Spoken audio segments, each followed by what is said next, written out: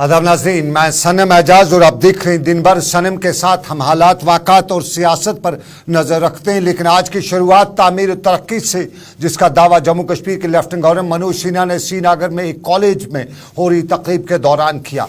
मनोज सिन्हा ने इस तकरीब के दौरान जम्मू कश्मीर के माजी और हाल का मुस्तकबिल का हाल अहवाल भी बयान करते हुए बताया कि माजी हो तो माजी की हड़ताली कालें और उन हड़ताली कालों को भी अब माजी ही बन चुकी हैं। साल के 365 दिन, माजी में 360 दिन हड़ताली हुआ करती थी, लेकिन अब 365 के 65 दिन काम होता है। माजी में स्कूल कॉलेज बंद होते हैं, लेकिन पिछले एक साल के दौरान न स्कूल बंद हुआ, न कॉलेज बंद हुआ, ना कहीं पथरा हुआ, ना कोई और सूरत हाल मिली। और अब जम्मू कश्मीर की आवाम तामीर और तरक्की के लिए वादाबंद है और आगे बढ़ रही है। मनोज सिन्हा ने तामीर और तरक्की का दावा करते हुए ये भी बताया कि 9 साल बीजेपी के बेमिसाल रहे हैं और आने वाले 2 वर्षों का हाल अहवाल बताते हुए मनोज सिन्हा ने बताया कि एक इनकलाब हो सकता है। जम्मू कश्मीर के मनोज सिन्हा ने बताया कि इस इनकलाब में आने वाले 2 वर्षों के दौरान 75,000 करोड़ रुपए की बैरूनी सरमायाकारी की जाएगी। ये बड़ा दावा, बड़ा ऐलान जम्मू कश्मीर के लेफ्टिनेंट गवर्नर मनोज सिन्हा ने कहा। और माजी का हाल अहवाल बताते हुए मनोज सिन्हा ने बताया कि माजी में गरीबी को सियासत के लिए जम्मू कश्मीर के सियासतदान इस्तेमाल करे थे, लेकिन हाल ये है कि पिछले 1 साल के दौरान 1 करोड़ 20 लाख से जायद सयाह जम्मू कश्मीर आए, तो अब की बार 2 करोड़ से जायद सयाह जम्मू कश्मीर आ रहे हैं और जम्मू कश्मीर की सरकार उनका इस्तकबाल करने के लिए बेकरार बैठी हुई है।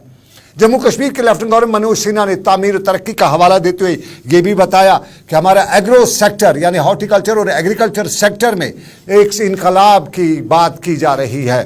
मनोज सिन्हा ने बताया कि इस साल 5,000 करोड़ रुपए एग्रीकल्चर हॉर्टिकल्चर सेक्टर में इन्वेस्ट किए जा रहे हैं, सरमायाकारी की जा रही है, तो साफ जाहिर है एक एग्रो इनकलाब भी आ सकता है। मनोज सिन्हा ने यह भी बताया और माजी में हड़ताली सियासत का बयान भी बताया। मुल्क के नौजवानों का भी हाल अहवाल बताते हुए बताया कि जम्मू कश्मीर के नौजवान न सिर्फ जम्मू कश्मीर का सरमाया है, बल्कि ये मुल्क कौम का सरमाया है और जम्मू कश्मीर का नौजवान सलाहियतों से मालामाल है। और उन्होंने बताया कि आज का नौजवान हाथ में किताब लिए हर वक्त नज़र आता है। अगर उसके पास फालतू वक्त कहीं मिलता है उसको, तो वो दरियाए जहलम और दूसरे नदी नालों के किनारों पर मौसीकी से लुत्फ़ अंदोज होते हुए नज़र आता है। और मनोज सिन्हा ने बताया कि जम्मू कश्मीर में अमन और अमन के बगैर तरक्की नामुमकिन सी बात है और जम्मू कश्मीर का नौजवान, जम्मू कश्मीर की आवाम अगर चाहे तो इस अमन में कलीदी रोल अदा कर सकती है और उसके लिए उन्हें एक नई सीख, नई तरकीब देनी पड़ेगी।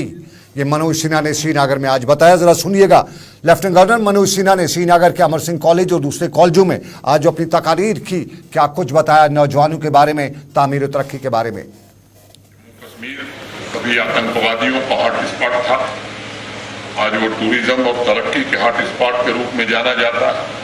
यहाँ बच्चे बैठे हुए हैं, रोज पड़ोसी मुल्क की कॉल पर स्कूल और कॉलेज बंद हो जाते थे, आपको पढ़ने का अवसर नहीं मिलता। अब वो दिन खत्म हो गए हैं जब किसी की कॉल पर स्कूल, कॉलेज और व्यापार बंद होगा यहाँ। और मैं बच्चों से कहना चाहता हूँ कि आप ही आने वाले भारत के और जम्मू कश्मीर के भविष्य को, इसलिए आप अच्छे ढंग से पढ़ें, आपकी पढ़ाई अच्छे से चले और आने वाले दिनों में, आज आप अमृत काल में है जब देश आजादी का अमृत महोत्सव से बाहर निकलकर शताब्दी वर्ष मनाए, तो इस भारत का नेतृत्व आप करें। आपके नेतृत्व में भारत दुनिया की सबसे बड़ी अर्थव्यवस्था बने, इसके लिए आवश्यक है अमन, चैन और शांति। बिना शांति के, बिना अमन चैन के विकास के काम नहीं हो सकते। ये बात सबको अपने जहन में रखनी चाहिए। पिछले साल आपको मालूम है कि 1 करोड़ 88 लाख टूरिस्ट जम्मू कश्मीर आए। मैं आपको एक बात कहना चाहता हूं, इस वर्ष ये संख्या 2 करोड़ से ज्यादा बढ़ने वाली है। आप सब जानते हैं कि 150 दिन पहले हड़ताल के होते थे। हर साल 1 जनवरी को बकायदा हड़ताल का कैलेंडर जारी किया जाता। अब 365 दिन जनजीवन सामान्य रहे, बिजनेस, स्कूल, कॉलेज और यूनिवर्सिटी सुचारू रूप से चले, इसकी हर कोशिश की गई है और इसमें सफलता भी मिली है। माजी की हड़तालों के बजाय इस जनजीवन को सामान्य चलाने के लिए हर मुमकिन सरकार कोशिश कर रही है और उसमें कामयाबी हो रही है, मनोज सिन्हा ने बताया। और जनजीवन सामान्य जम्मू कश्मीर में होगा। लेकिन आपको नाज़रीन बताएं और भी कुछ मामलात हैं और उन मामलात में जम्मू कश्मीर में बंदूक की गोली भी चलती रहती है और इस बंदूक की गोली की आवाज़ कुछ दिनों के लिए खामोश हुई थी, लेकिन कल शाम एक बार फिर शोपियां के इलाके में नामालूम अफराद की गोली से 3 गैर रियासती मजदूरों के जख्मी होने के वाक़े के बाद वादी कश्मीर से लेकर जम्मू और मुल्क भर में शदीद जो मामलात हैं वो देखने को मिले हैं। और इस मामले को लेकर आज शोपियां में मुजाहरा भी हुआ। शोपियां में आज मुकामी जामिया मस्जिद के इमाम और मुकामी लोगों ने मस्जिद से एक जुलूस निकाला और इस दौरान इन जो वाक़ात थे उनकी शदीद अल्फाज में मज़म्मत करते हुए यहाँ पे बहुत से सवाल भी उठाए। सुनिएगा वो क्या बता रहे थे। रोडों पे आ गई क्योंकि यही जेन्युइन हमारी डिमांड रहेगी, क्योंकि कातिलों को सजा दो। क्योंकि कल हमारे भाई आए थे यहाँ पे मजदूरी के लिए आते हैं, क्योंकि हर किसी का रोजगार होता है। हमारे भाई बाहर जाते, वहाँ के भाई यहाँ आते। लेकिन अगर इसी तरह ये काम चलता रहेगा तो हमारी इस बरादरी को बनेगा क्या। लेकिन हम नारा देते हैं सिख मुस्लिम हिंदू इतिहाद, तो ये किसका नारा है। लेकिन हमारी यही रिक्वेस्ट रहेगी डिस्ट्रिक्ट एडमिनिस्ट्रेशन से, खासकर पुलिस इंतजामिया से, ऐसे जो जराम पेश अफराद है ऐसे खिलाफ आप सख्त। हिंदू मुस्लिम सिख इत्तेहाद की बात, और ये जम्मू कश्मीर का एक पुराना नारा रहा है। यहाँ भाईचारे की मिसालें कायम रही हैं, लेकिन कुछ हालात जो है उन हालात के बीच में भाईचारे को नुकसान भी पहुँचाया जाता है, कोशिशें की जाती हैं और इसी भाईचारे पर कश्मीर में तनकीद का सामना भी किया जा रहा है। बहुत से लोग इसकी तनकीद के, अक्सर लोग इन मामलात की तनकीद कर रहे हैं। और आज बीजेपी के बड़े लीडर अभिजीत जसरोटिया ने श्रीनगर में इस मामले में शदीद अल्फाज में तनकीद करते हुए बताया कि कहीं ना कहीं इसके लिए सियासतदान भी जिम्मेदार हैं। उन्होंने कहा कि ये सियासतदानों की वजह से ही सब कुछ हो रहा है और यहाँ के सियासतदान, खासतौर पे कश्मीर वैली के सियासतदानों का बताते हुए उन्होंने बताया कि यहाँ के लीडर ने हमेशा से डिवाइड एंड रूल वाली पॉलिसी अपना रखी है, कभी अंदर कभी बाहर की बात करते हुए, गैर रियासती, गैर मुल्की या गैर जो कश्मीरी की बात करते हुए यहाँ इस तरह की हवा दी जा रही है जिससे ये सब कुछ हो रहा है। अभिजीत जसरोटिया को सुनिएगा। इसमें जितना कसूरवार पाकिस्तान है उतने ही कसूरवार कहीं ना कहीं ये जो अपोजिशन के लीडर हैं ये अपोजिशन के जितने भी लीडर हैं यहाँ पर, इनको अगर आप देखेंगे तो हमेशा नॉन लोकल लोकल के बीच में डिवाइड, जहां का अंदर का बाहर का, इस तरह का डिवाइड इन लोगों में क्रिएट करने की कोशिश करते हैं। तो अगर कोई कसूरवार है तो ये लोग भी उतने ही कसूरवार हैं। तो मुझे लगता है जब आप लोगों को बांटने की सियासत करोगे एक को दूसरे के साथ, आप मुझे बताएं आज अगर नॉन लोकल्स के ऊपर फायरिंग हुई है तो क्या एक भी लोकल है जिसने उसको सपोर्ट किया है? आज उतना ही दुख।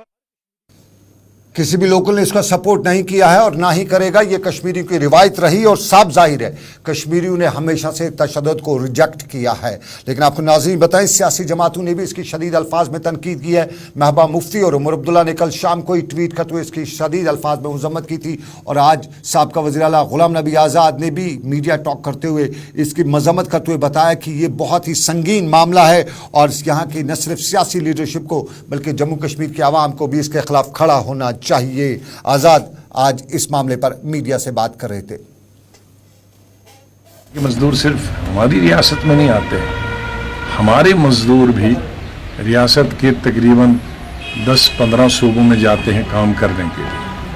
तो अगर हमारे मजदूरों के साथ ऐसा कोई करेगा तो हमको कैसा लगेगा। इसलिए जो भी शरपसंद अनासर इस तरह की हरकतें करते हैं, जो भी शरपसंद अनासर हैं इस तरह की हरकतें करें, उनके खिलाफ सख्त कार्रवाई होनी चाहिए। और आपको नाज़रीन अब एक और पहलू, वो कल की तारीख थी 13 जुलाई की तारीख। 13 जुलाई की तारीख कश्मीर में 2 पहलुओं से मनाई जाती है। एक शख्सी राज के खिलाफ उठ खड़ा होना और दूसरा अजान की सरबुलंदी के लिए जान का नजराना कबूल देना। और कल के दिन को बरसों से नहीं बल्कि 92 सालों से याद किया जा रहा है और इस याद करते हुए उन शहीदों की अजमत को सलाम किया जाता है। लेकिन कल माजी में अगर देखा जाए तो माजी में इसके दिन पे ख़ुसूसी तौर पे छुट्टी भी हुआ करती थी। सियासी लीडर, समाजी शख्सियात और मजहबी जो उलमा हैं वो मज़ार शोदा जाकर वहाँ दुआई मजालिस का एहतमाम करते थे। लेकिन 2019 के बाद छुट्टी भी गई और उसके साथ साथ वो जो मामला होता था वो नहीं हो रहा था। लेकिन कल एक तरफ जहाँ छुट्टी नहीं थी, कल एक तरफ जहाँ वहाँ मज़ार शोदा पर कोई प्रोग्राम करने की इजाज़त नहीं दी गई,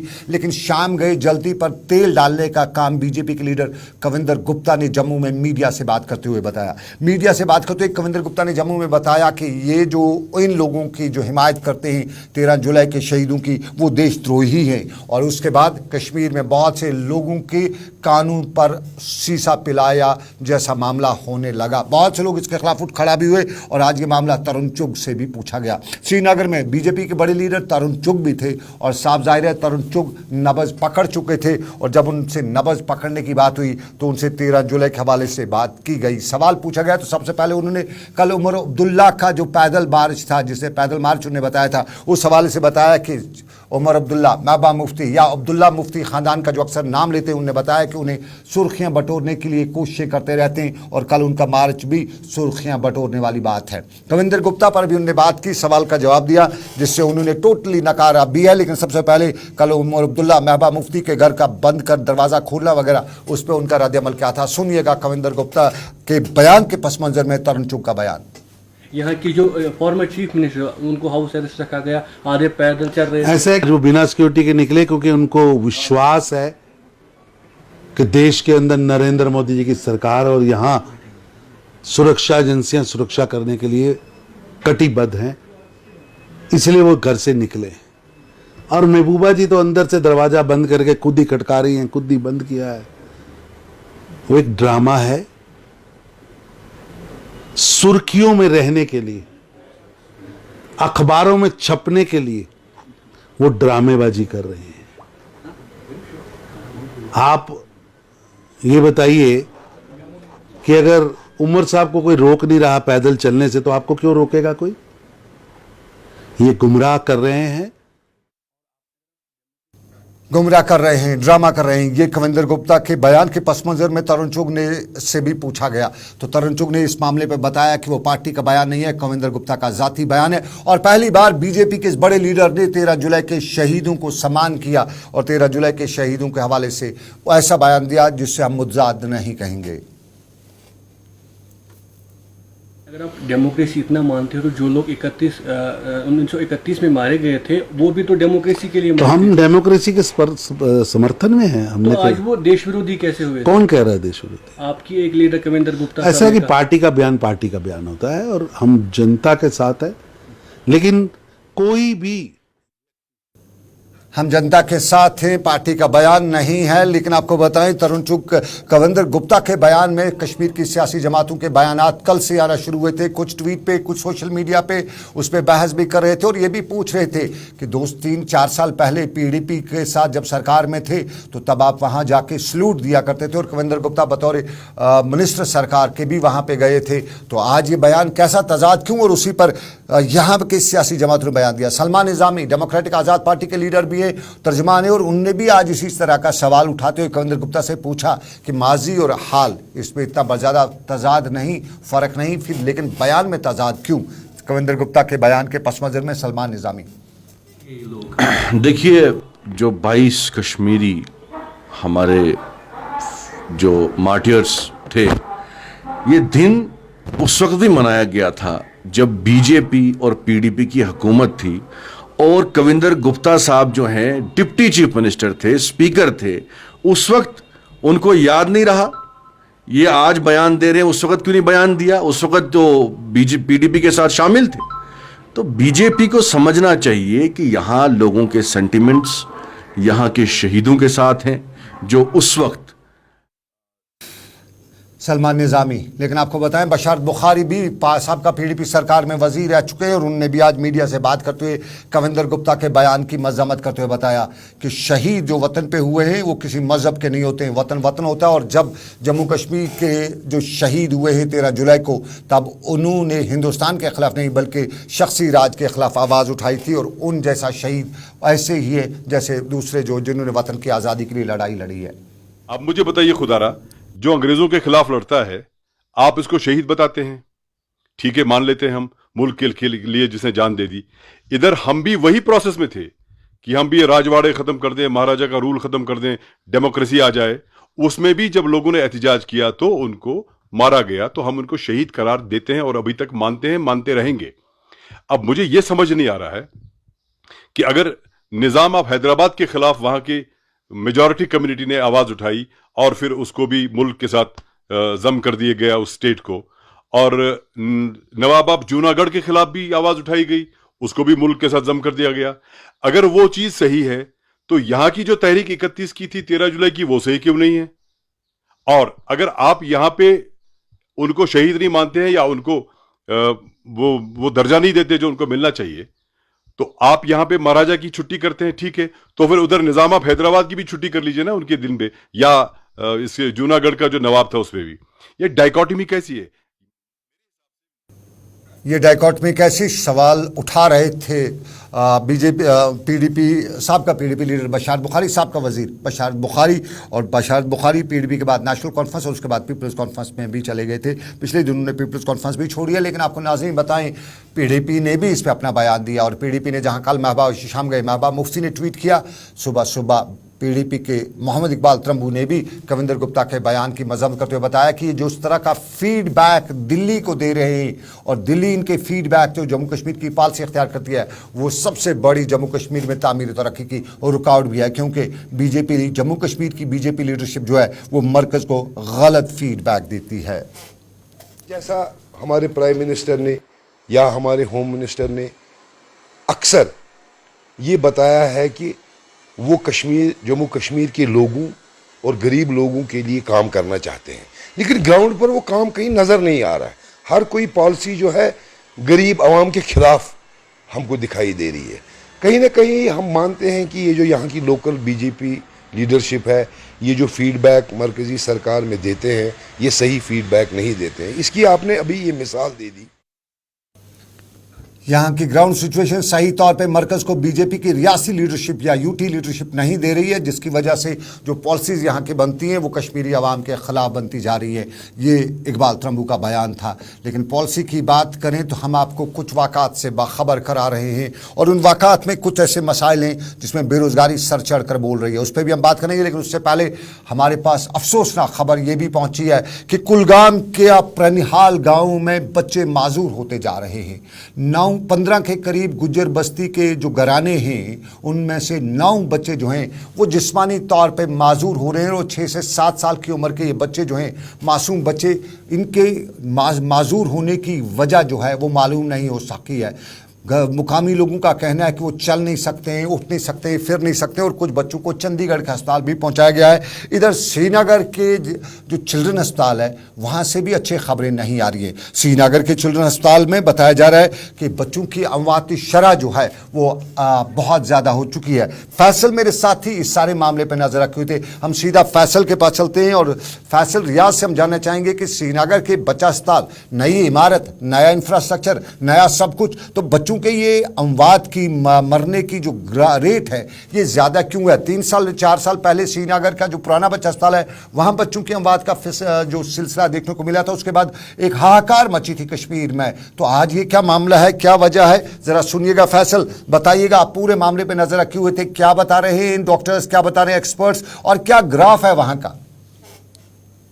देखिए 8 महीने पहले जो शिफ्ट किया गया था ये हॉस्टल सोनमार्ग से बेमना, तो 8 ही महीने हुए हैं, लेकिन जो डाटा सामने आ रहा है कि इन 8 महीनों में जो बच्चे वहां पे दाखिल किए हैं, जिनका इलाज वहां पे करना था, उन बच्चों में से करीबन 8 महीनों में 610 के करीब जो बच्चे हैं उनकी अमवात हुई है। और जब देखते हैं कि क्यों अमवात हुई तो ये पता चलता है कि जो डॉक्टर स्पेशलिटी है वो वहाँ पे नहीं है, यानी जो सीनियर डॉक्टर्स है, बड़े डॉक्टर्स है, उनकी तैनाती वहाँ पे नहीं की गई, और जो हॉस्पिटल है उसको जूनियर डॉक्टर के रहमो करम पे छोड़ा गया है। और करीबन वहां पे 16 डिपार्टमेंट्स है, जिन 16 डिपार्टमेंट पे बच्चों को लाया जाता है, वहां पे ट्रीटमेंट किया जाता है, और उसमें से 14 डिपार्टमेंट ऐसे हैं जिसमें आज भी करीबन जो है 42 के करीब जो असिस्टेंट प्रोफेसर की असामियां है वो खाली है, और उसके साथ साथ जो एसोसिएट प्रोफेसर है उनकी तैनाती वहां पे नहीं की जा रही है। और वही यही वजह है कि जो अमवातों की शरह है वो लगातार इजाफा उसमें हो रहा है, और उसके साथ साथ जो वहां के लोग हैं वो भी लगातार जो है शिकायतें करते हैं कि जो फैसिलिटी मैसर यहाँ पे होनी चाहिए थी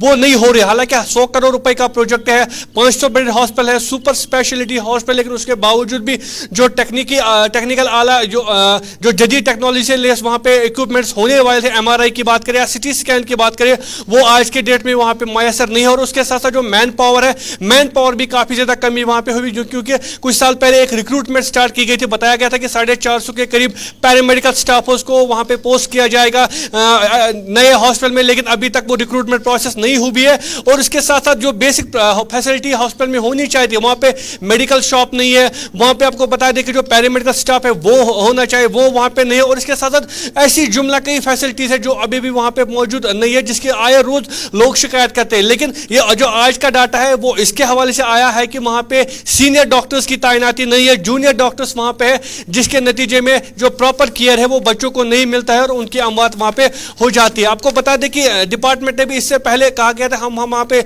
लेटेस्ट टेक्नोलॉजी लाएंगे, हालांकि DRDO हॉस्पिटल से वहाँ पे CT स्कैन लाया जा रहा था, अभी तक वो नहीं पहुंचा। और जो 10 साल पहले यह हॉस्पिटल स्टार्ट किया गया था बनना, उसी के साथ साथ कहा गया था कि वहां पे मैन पावर चलिए फैसल मैन पावर नहीं है। बहुत शुक्रिया। 6 महीने में 610 बच्चों की मौत, यानी हर महीने 100 बच्चा, ये अलमिया है और इस अलमिया पे हम सर ही पीट सकते हैं। वो कहते हैं ना पंजाबी में, लो कर लो गल। तो ये गल यही है कि श्रीनगर में इंफ्रास्ट्रक्चर अस्पताल तो है, लेकिन 16 डिपार्टमेंट्स में 14 विदा जो हैं प्रोफेसर्स नहीं है। जब कार नजार बदस्ते गिलकार होगा तो दावा सरकार जितना भी करे ज़मीनी हकायक वैसे नहीं होंगे। लेकिन हम ज़रा दावों की बात करते हैं तो ज़रा काकपोरा की सड़क भी आपको दिखाते हैं। काकपोरा की सड़क, काकपोरा में पानी, काकपोरा में बिजली, ये पुलवामा का इलाका है और यहाँ काकपोरा की लिटरेसी रेट के बारे में बहुत कुछ कहा जाता है, लेकिन पढ़े लिखे इलाके में ज़रा तस्वीर दिखाइएगा पुलवामा का काकपोरा का, माफ़ कीजिएगा, पुलवामा का काकपोरा का स्कूल। यहाँ उस्ताद को आज महंगा पड़ा है, उस्ताद को सस्पेंड होना पड़ा है, गिरफ्तार होना पड़ा है और यहाँ पे लगभग 6 साल के एक बच्चे के उस्ताद ने बाल काटे हैं। इस पे उस्ताद के ख़िलाफ़ वालिदैन ने शिकायत नालिश दर्ज करा दी और उसके बाद उस उस्ताद को गिरफ़्तार किया गया, उसको सस्पेंड किया गया।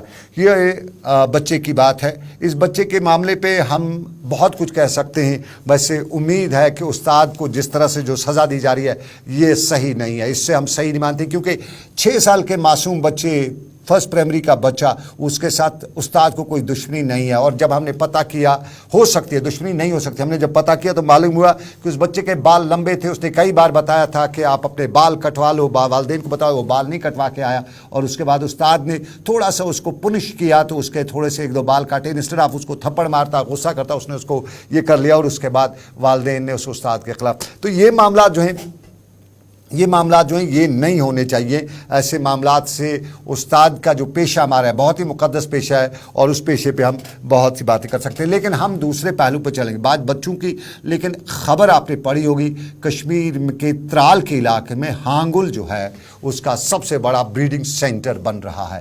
ये दुनिया का सबसे बड़ा ब्रीडिंग सेंटर भी हो सकता है और इस ब्रीडिंग सेंटर के हवाले से त्राल के लोगों में क्या कुछ सूरत हाल है वो हम जानेंगे। हमारे साथी वहाँ से कौसर इस वक्त बराह रास्त हमें ज्वाइन किए हुए हैं। कौसर, बहुत शुक्रिया। आप त्राल के शिकारगाह में हैं, ब्रीडिंग सेंटर है, आपने CCTV फुटेज भी अक्सर देखते रहते थे, हमारे साथ जब शेयर करते हैं देखते हैं, तो क्या ये त्राल का हाल अहवाल जो है ये अच्छा है, बुरा है, ये आप ही बता सकते हैं? ख़ासतौर पे क्या वाकई शिकारगाह में ऐसा कुछ हो सकता है जो सरकार बता रही है कि यहाँ एशिया का, दुनिया का सबसे बड़ा ब्रीडिंग सेंटर बन रहा है? जी बिल्कुल सनम, इस टाइम में मौजूद हूँ hangul conservation breeding centre शिकारगाह Tral में। ये जो आप मेरे पीछे देख रहे हैं, ये जो सेंटर बनाया गया है ये 2011-12 में बनाया गया है। करोड़ों की रुपए की लागत से बनाया गया है। आप देख सकते हैं कि ये तकरीबन 3 हेक्टेयर जमीन पे जो आप फेंसिंग देख रहे हैं, इसमें हर एक फैसिलिटी रखी गई है। पावर का भी इंतजाम रखा गया है ताकि इसमें बियर या लिपर्ड घुसा जाए। इसके साथ साथ कंसंट्रेटर वायर आप देख सकते हैं। यहाँ पे बताया जा रहा है कि यहाँ पे अंदर जो हांगुल है वो पाया गया है। लेकिन जब हमने इस हवाले से वार्डन जून शुपियन के साथ बात की तो उनका कहना था कि इसके अंदर दो हांगुल मौजूद है। लेकिन जब हमने बात की तो उनका कहना था कि मैं इस टाइम मीटिंग में हूं, मैं इस हवाले से बात नहीं कर सकता। आप लगातार देखते रहते हैं, क्या कहें हांगुल का? वहां पे पहले बताया जाता था कि यहाँ दाचिका वगैरह से वहां हांगुल लाया जाएगा, फिर बाद में एक बार हमें किसी ओहदेदार ने बताया कि हेलीकॉप्टर में वो लाना है, हेलीकॉप्टर सर्विस नहीं अवेलेबल हो सकी है। तो क्या कुछ ऐसा है हांगुल वगैरह वहाँ लाया जा रहा है, कुछ किया जा रहा है, कोशिश की जा रही है? जी बिल्कुल सनम, आपको बता दूं कि 2013 में यहाँ पे एक हांगुल को लाया गया था तो वो लिपोड का शिकार हो गया था। तब से लेके आज तक यहाँ पे जो वाटर हो या साल्ट हो या हे ग्रास हो, ग्रीन ग्रास हो, हर एक मुमकिन जो भी है ये रख रहे हैं यहाँ इस सेंटर में, ताकि जो ऊपरी का इलाका है वो फॉरेस्ट का इलाका है वहां पे लोगों ने देखे। लेकिन जो ब्रीडिंग सेंटर है इसमें ये आते हैं, ये देखा जाता है सीसीटीवी फुटेज में, लेकिन वो चलिए चलिए चलिए, बहुत शुक्रिया, वक्त की इजाजत नहीं देता है। बहुत बहुत शुक्रिया। हांगुल की तादाद जो है 2 ही अब हमें कुछ जराये ने बताई है, बाकी नहीं है, बाकी कहीं से लाने पड़ेंगे और ये दुनिया का सबसे बड़ा ब्रीडिंग सेंटर बनने जा रहा है। अच्छी खबर है, लेकिन दुनिया का नहीं तो जम्मू कश्मीर में सबसे ज्यादा बेरोजगारी जो है उसके रिकॉर्ड्स भी टूट रहे हैं। अब तक एक सर्वे के मुताबिक जम्मू कश्मीर में इस वक्त 8 लाख बेरोजगार जो मैट्रिक से पोस्ट ग्रेजुएशन लेवल तक की तालीम हासिल चुके हैं बेरोजगार हैं, और हर साल 5 लाख बेरोजगारों का इजाफा जम्मू कश्मीर में होता है। यानी हर साल मैट्रिक से लेके पोस्ट ग्रेजुएशन तक 5 लाख लोग आगे पढ़ाई कर लेते हैं, तो समझ लीजिएगा 5 लाख लोग बेरोजगार है। और सरकार का एक दावा है, पिछले 4 दहाइयाँ मुझे हो गई या मैं कहूँ जितना मेरा करियर है, मैंने पहले दिन से ये सुना है कि यहाँ 75,000 के करीब खाली पड़ी असामियाँ हैं, उनको फास्ट ट्रैक बुनियादों पर फिल किया जाएगा। लेकिन आज तक मुझे वो फास्ट ट्रैक किसी भी सरकार में दिखाई नहीं दिए हैं। न जाने वो फास्ट ट्रैक कहाँ गया है। शायद मनोज सिन्हा साहब को ये बात समझ आ जाएगी कि वो ढूंढेंगे वो फास्ट ट्रैक कहाँ पे है और उस फास्ट ट्रैक की बुनियादों पर बेरोजगारी का जो सांप यहाँ पे है उसके खिलाफ कोई काम करेंगे। और सांप बेरोजगारी की बात आती है तो सरकार का एक और दावा है कि यहाँ हम जल जीवन मिशन कर चुके हैं, हम जल शक्ति मिशन कर चुके हैं। ये मिशन मुल्क में बड़े कामयाब भी हुए हैं, मुल्क में इनकी कामयाबी पर जश्न भी मनाया जा रहा है। लेकिन एक और सर्वे आया और सर्वे में जम्मू कश्मीर में अभी भी 35% लोग जो हैं उनको साफ पानी मैसर है। सिर्फ 35% को पीने का साफ पानी मैसर है, 22% लोगों को पानी ही नहीं है। ये जम्मू कश्मीर में है, बड़ी दूर से उन्हें पानी लाया जाना पड़ता है। तो तामीर तरक्की का ये दावा भी। लेकिन अच्छी खबर पहाड़ियों के लिए आ रही है, मानसून का इजलास होने जा रहा है और इस मानसून इजलास के दौरान जम्मू कश्मीर के जो पहाड़ी हैं जिनकी डिमांड है उसकी वो फिल भी अब भी हो जाएगी। और आज BR शर्मा को जम्मू कश्मीर का चीफ इलेक्शन कमिश्नर तैनात किया गया है, यानी इंतखाबात का बिगुल बजने वाला है। खबर कुछ इस तरह का भी आ रही है, लेकिन इस खबर पर मेरे साथी आपको बताएंगे। मुझे दीजिए इजाज़त, रखिए अपना ख्याल, अल्लाह हाफिज़।